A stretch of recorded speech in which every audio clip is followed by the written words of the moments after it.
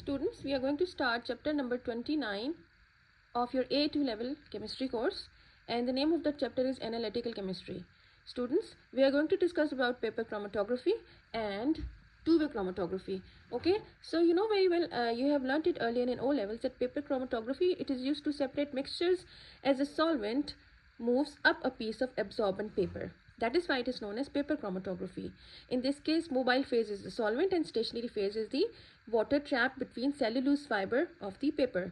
So substance in a mixture will have different affinities for the solvent and for water, so they move at different rates. Now students, here you can see that there are 4 crosses here. Okay, so components of the mixture can be identified by comparison with pure reference compounds. This is the mixture and these are the reference compounds. Okay, so you can find. Now you can see what retardation factor, that is RF factor, is. Here you can see that it is the distance covered by the solute divided by the distance covered by the solvent. This is the solvent front. So this is the retardation factor. Now students, let's see what two-way chromatography is. Students, sometimes 2 or more compounds in a mixture can have similar RF values in a particular solvent. This means that their spots on the paper chromatogram will overlap. You can see here it's overlapping. Okay, so what happens is the separation will be poor. So this can happen when we hydrolyze a protein.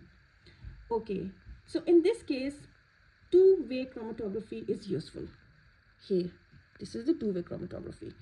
Okay, now students, in this case or in this technique, paper chromatography is carried out as normal, but when the chromatogram is produced, it is rotated by 90 degrees and rerun in a different solvent. Okay, here you can see that it is rotated by 90 degrees.